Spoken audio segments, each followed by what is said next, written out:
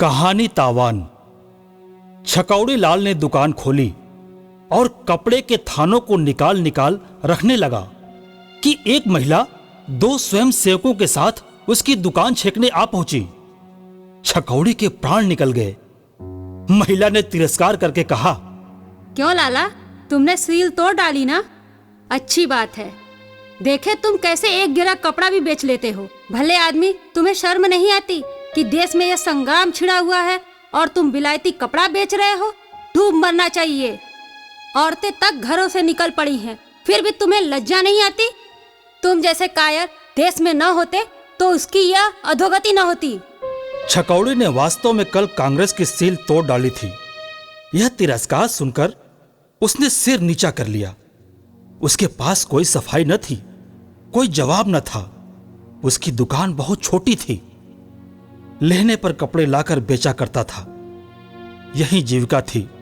इसी पर वृद्धा माता, रोगड़ी स्त्री और 5 बेटे बेटियों का निर्वाह होता था। जब स्वराज्य संग्राम छिड़ा और सभी बजाज विलायती कपड़ों पर मुहर लगवाने लगे तो उसने भी मुहर लगवा ली। 10-5 थान स्वदेशी कपड़ों के उधार लाकर दुकान पर रख लिए, पर कपड़ों का मेल न था, इसलिए बिक्री कम होती थी। कोई भूला भटका ग्राहक आ जाता तो रुपया 8 आने की बिक्री हो जाती। दिन भर दुकान में तपस्या सी करके पहर रात को घर लौट जाता था। गृहस्थी का खर्च इस बिक्री में क्या चलता। कुछ दिन कर्ज वर्ज लेकर काम चलाया, फिर गहने बेचने की नौबत आई। यहां तक कि अब घरों में कोई ऐसी चीज न बची जिससे 2-4 महीने पेट का भूत सिर से टाल जाता। उधर स्त्री का रोग असाध्य होता जाता था। बिना किसी कुशल डॉक्टर को दिखाए काम न चल सकता था। इसी चिंता में डूब उतरा रहा था कि विलायती कपड़े का एक ग्राहक मिल गया जो एक मुश्त 10 रुपए का माल लेना चाहता था। इस प्रलोभन को वह न रोक सका। स्त्री ने सुना तो कानों पर हाथ रखकर बोली, मैं मुहर तोड़ने को कभी न कहूंगी। डॉक्टर तो कुछ अमृत पिला न देगा। तुम नक्कू क्यों बनो? बचना होगा, बच जाऊंगी। मरना होगा, मर जाऊंगी। बेआबरूई तो न होगी। मैं जीकर ही घर का क्या उपकार कर रही हूँ और सबको धिक कर रही हूँ। देश को स्वराज मिले, लोग सुखी हो, बला से मैं मर जाऊंगी। हजारों आदमी जेल जा रहे हैं, कितने घर तबाह हो गए, तो क्या सबसे ज्यादा प्यारी मेरी ही जान है? पर छकौड़ी इतना पक्का न था। अपना बस चलते वह स्त्री को भाग्य के भरोसे न छोड़ सकता था। उसने चुपके से मुहर तोड़ डाली और लागत के दामों 10 रुपए के कपड़े बेच लिए। अब डॉक्टर को कैसे ले जाए? स्त्री से क्या पर्दा रखता? उसने जाकर साफ साफ सारा वृत्तांत कह सुनाया और डॉक्टर को बुलाने चला।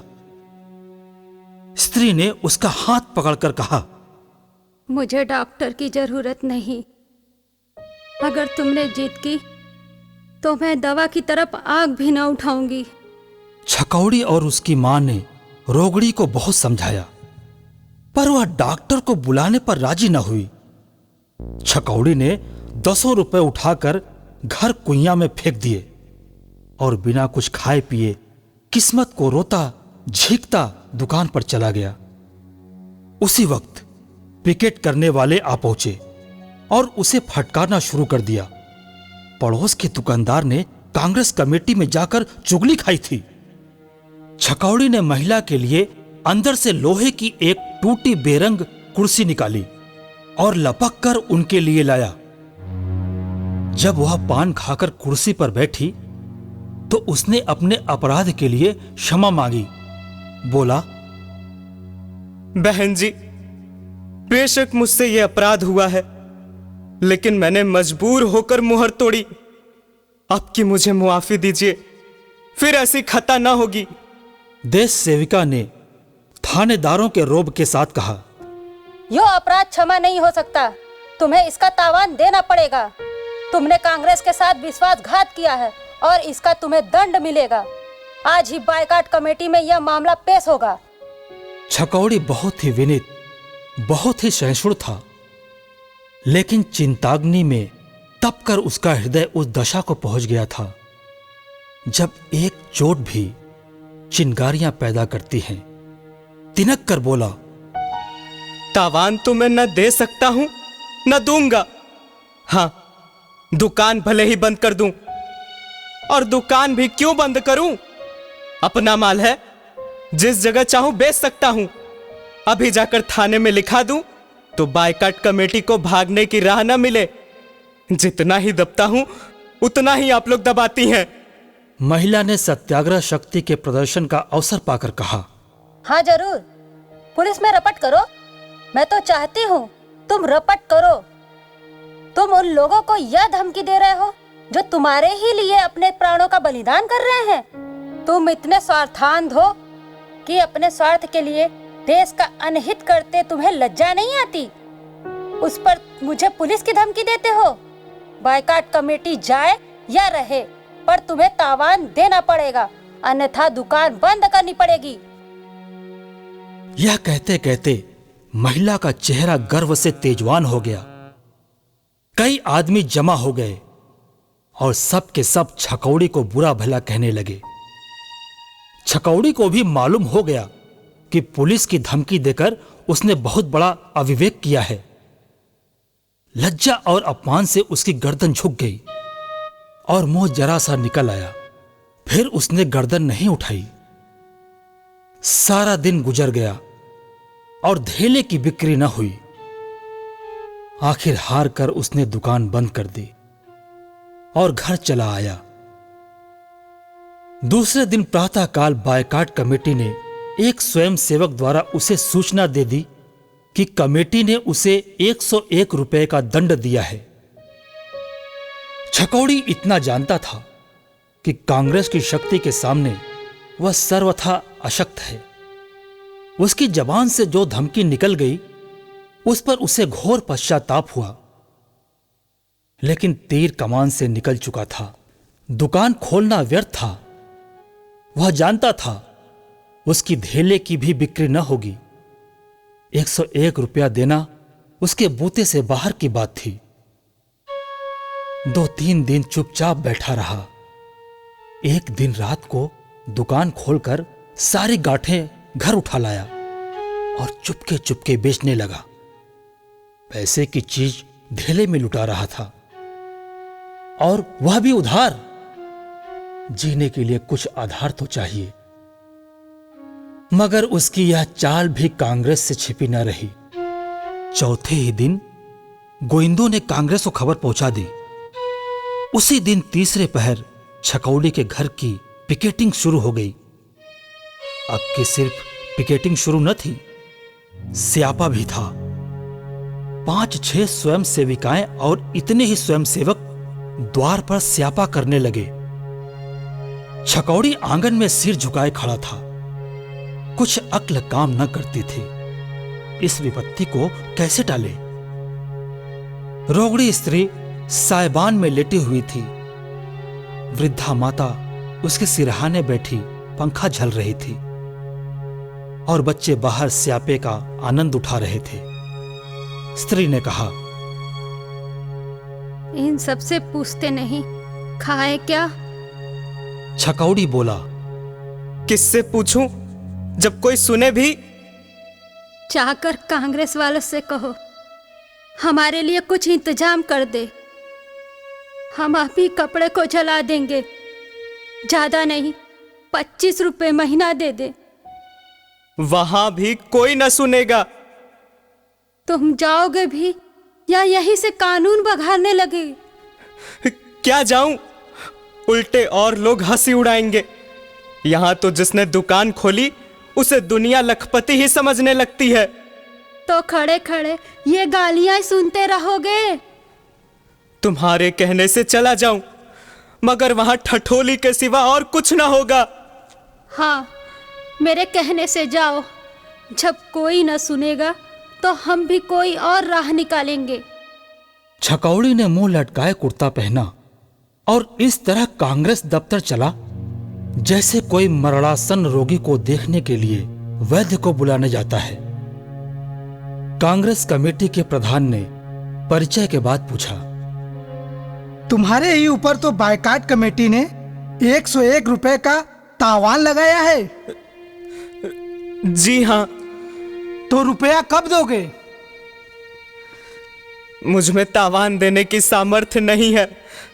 आपसे मैं सत्य कहता हूं, मेरे घर में 2 दिन से चूल्हा नहीं जला। घर की जो जमा जथा थी वो सब बेचकर खा गया। अब आपने तावान लगा दिया, दुकान बंद करनी पड़ी। घर पर कुछ माल बेचने लगा, वहां स्यापा बैठ गया। अगर आपकी यही इच्छा हो कि हम सब दाने बगैर मर जाए तो मार डालिए, और मुझे कुछ नहीं कहना है। छकौड़ी जो बात कहने घर से चला था वह उसके मुंह से न निकली। उसने देख लिया कि यहां कोई उस पर विचार करने वाला नहीं है। प्रधान जी ने गंभीर भाव से कहा, तावान तो देना ही पड़ेगा। अगर तुम्हें छोड़ दूं तो इसी तरह और लोग भी करेंगे। फिर विलायती कपड़े की रोकथाम कैसे होगी? मैं आपसे जो कह रहा हूं उस पर आपको विश्वास नहीं आता। मैं जानता हूं तुम मालदार आदमी हो। मेरे घर की तलाशी ले लीजिए। मैं इन चक्मों में नहीं आता। छकौड़ी ने उदंड होकर कहा, तो यह कहिए कि आप देश सेवा नहीं कर रहे हैं, गरीबों का खून चूस रहे हैं। पुलिस वाले कानूनी पहलू से लेते हैं, आप गैर कानूनी पहलू से लेते हैं। नतीजा एक है, आप भी अपमान करते हैं, वो भी अपमान करते हैं। मैं कसम खा रहा हूं कि मेरे घर में खाने के लिए दाना नहीं है। मेरी स्त्री खाट पर पड़ी पड़ी मर रही है, फिर भी आपको विश्वास नहीं आता। आप मुझे कांग्रेस का काम करने के लिए नौकर रख लीजिए, 25 रुपए महीने दीजिएगा। इससे ज्यादा अपनी गरीबी का और क्या प्रमाण दूं? अगर मेरा काम संतोष के लायक न हो तो 1 महीने के बाद मुझे निकाल दीजिएगा। यह समझ लीजिए कि जब मैं आपकी गुलामी करने को तैयार हुआ हूं तो इसलिए कि मुझे दूसरा कोई आधार नहीं है। हम व्यापारी लोग अपना बस चलते किसी की चाकरी नहीं करते। जमाना बिगड़ा हुआ है। नहीं, 101 रुपए के लिए इतना हाथ पांव न जोड़ता। प्रधान जी हंसकर बोले, यह तो तुमने नई चाल चली। चाल नहीं चल रहा हूं, अपनी विपत्ति कथा कह रहा हूं। कांग्रेस के पास इतने रुपए नहीं है कि वो मोटो को खिलाती फिरे। अब भी आप मुझे मोटा कहे जाएंगे? तुम मोटे हो ही। मुझ पर जरा भी दया न कीजिएगा। प्रधान ज्यादा गहराई से बोले, छकौड़ी लाल जी, मुझे पहले तो इसका विश्वास नहीं आता कि आपकी हालत इतनी खराब है, और अगर विश्वास आ भी जाए तो भी मैं कुछ कर नहीं सकता। इतने महान आंदोलन में कितने ही घर तबाह हुए और होंगे। हम लोग सभी तबाह हो रहे हैं। आप समझते हैं हमारे सिर कितनी बड़ी जिम्मेदारी है। आपका तावान मुआफ कर दिया जाए तो कल ही आपके बीसियों भाई अपनी मुहरें तोड़ डालेंगे और हम उन्हें किसी तरह कायल न कर सकेंगे। आप गरीब हैं, लेकिन आपके सभी भाई तो गरीब नहीं हैं। तब तो सभी अपनी गरीबी के प्रमाण देने लगेंगे। मैं किस किस की तलाशी लेता फिरूंगा। इसलिए जाइए, किसी तरह रुपए का प्रबंध कीजिए और दुकान खोलकर कारोबार कीजिए। ईश्वर चाहेगा तो वह दिन भी आएगा जब आपका नुकसान पूरा होगा। छकौड़ी घर पहुंचा तो अंधेरा हो गया था। अभी तक उसके द्वार पर स्यापा हो रहा था। घर में जाकर स्त्री से बोला, आखिर वही हुआ जो मैं कहता था। प्रधान जी को मेरी बातों पर विश्वास ही नहीं आया। स्त्री का मुरझाया हुआ बदन उत्तेजित हो उठा, उठ खड़ी हुई और बोली, अच्छी बात है, हम उन्हें विश्वास दिला देंगे। मैं अब कांग्रेस दफ्तर के सामने ही मरूंगी। मेरे बच्चे उसी दफ्तर के सामने विकल हो होकर तड़पेंगे। कांग्रेस हमारे साथ सत्याग्रह करती है तो हम भी उसके साथ सत्याग्रह करके दिखा दे। मैं इसी मरी हुई दशा में भी कांग्रेस को तोड़ डालूंगी। जो अभी इतने निर्दयी हैं वह कुछ अधिकार हो जाने पर न्याय करेंगे। एक इक्का बुला लो, खाट की जरूरत नहीं।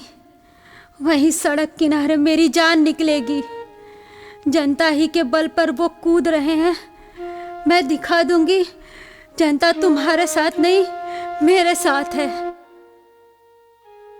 इस अग्निकुंड के सामने छकौड़ी की गर्मी शांत हो गई। कांग्रेस के साथ इस रूप में सत्याग्रह करने की कल्पना ही से वह कांप उठा। सारे शहर में हलचल पड़ जाएगी। हजारों आदमी आकर यह दशा देखेंगे। संभव है कोई हंगामा ही हो जाए। यह सभी बातें इतनी भयंकर थी कि छकौड़ी का मन कातर हो गया। उसने स्त्री को शांत करने की चेष्टा करते हुए कहा, इस तरह चलना उचित नहीं है अंबे। मैं एक बार प्रधान जी से फिर मिलूंगा। अब रात हुई, स्यापा भी बंद हो जाएगा, कल देखी जाएगी।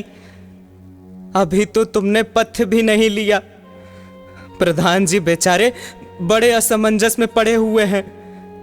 कहते हैं अगर आपके साथ रियायत करूं तो फिर कोई शासन ही न रह जाएगा। मोटे मोटे आदमी भी मोहरे तोड़ डालेंगे और जब कुछ कहा जाएगा तो आपकी नजीर पेश कर देंगे। अंबा एक क्षण अनिश्चित दशा में खड़ी छकौड़ी का मुंह देखती रही, फिर धीरे से खाट पर बैठ गई। उसकी उत्तेजना गहरे विचार में लीन हो गई। कांग्रेस की ओर अपनी जिम्मेदारी का ख्याल आ गया। प्रधान जी के कथन में कितना सत्य था यह उससे छिपा न रहा। उसने छकौड़ी से कहा, तुमने आकर ये बात ना कही थी। छकौड़ी बोला, उस वक्त मुझे इसकी याद न थी। यह प्रधान जी ने कहा है या तुम अपनी तरफ से मिला रहे हो? नहीं, उन्होंने खुद कहा। मैं अपनी तरफ से क्यों मिलाता? बात तो उन्होंने ठीक ही कही। हम तो मिट जाएंगे। हम तो यूं ही मिटे हुए हैं। रुपए कहां से आवेंगे? भोजन के लिए तो ठिकाना ही नहीं। दंड कहां से दे? और कुछ नहीं है, घर तो है, इसे रेहन रख दो। और अब विलायती कपड़े भूल कर भी न बेचना। सड़ जाए कोई परवाह नहीं। तुमने सील तोड़कर यह आफत सिर ली। मेरी दवा दारू की चिंता ना करो। ईश्वर की जो इच्छा होगी वह होगा। बाल बच्चे भूखों मरते हैं, मरने दो। देश में करोड़ों आदमी ऐसे हैं जिनकी दशा हमारी दशा से भी खराब है। हम न रहेंगे, देश तो सुखी होगा। छकौड़ी जानता था अंबा जो कहती है वह करके रहती है। कोई उज्र नहीं सुनती। वह सिर झुकाए अंबा पर झुंझलाता हुआ घर से निकलकर महाजन के घर की ओर चला।